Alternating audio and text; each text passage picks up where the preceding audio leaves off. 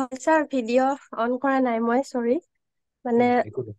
সকলোকে ক'ব বিচাৰো যে মোৰ কাণৰ বহুত বছৰৰ পৰাই আছিলে, প্ৰায় 16 বছৰ মানৰ পৰাই কাণৰ এখন কাণত ফুটা আছিলে, ৰাইট চাইডত। তাৰপিছত তেনেকে বহুত বছৰ আছিলো আৰু কষ্টত, ভাবিছিলো ভাল নহ'ব চাগে আৰু ট্ৰিটমেন্টটো ভালকে কৰা নাছিলো। তাৰপিছত ৰেকি থাৰ্ড লেভেল লোৱাৰ পিছত কিন্তু কিবা কাৰণত মানে লেফ্টৰখনো আকৌ হৈ গ'ল আৰু। তাৰপিছত মই কিন্তু নেগেটিভলি লোৱা নাই ছাৰ, মই ভাবিছো যি হৈছে নিশ্চয় ভালৰ কাৰণে হৈছে।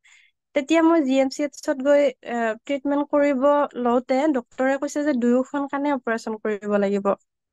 আৰু ভয় খাই গলো তেতিয়া, দুয়োখন কাণ অপাৰেচন কৰিলে এতিয়া হ'ব কি বুলি। তাৰ পিছত লাহে লাহে নেক্সট বাৰ আকৌ গ'লো, মানে 15 দিন মান পিছত আকৌ গ'লো। সেইবাৰ চাই নহয়, একমাহ মান পিছত গৈছিলো। সেইবাৰ চাই কৈছে ভাল হৈছে। মোক চাইকিক চাৰ্জাৰী কৰি আছিলে ৰীতা দত্ত চৌধুৰী বায়ে।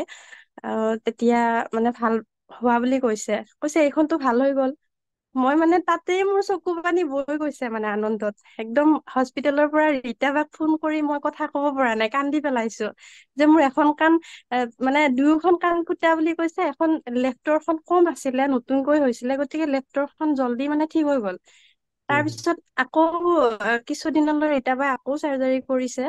কৰাৰ পিছত ৰাইট চাইডৰখন মানে লাহে লাহে ৰাইট চাইডৰখনো শুনিব ললো আৰু দুয়োখন কাণেৰে বহুত খিনি নুশুনা হৈ গৈছিলো। জাষ্ট 30% মানহে শুনা হৈছিলো মই, চাগে মোৰ 70% মান মানে নুশুনা হৈ গৈছিলো আৰু দুয়োখনেৰে। ইমান খিনি উম, বেয়া লৈ গৈছিলো, কিন্তু মই পজিটিভ হৈ আছিলো কাৰণ মোৰ লগত ৰেকি এনাৰ্জি আছে। মই থাৰ্ড লেভেলৰ মানে মাষ্টাৰ হিলাৰ হয়।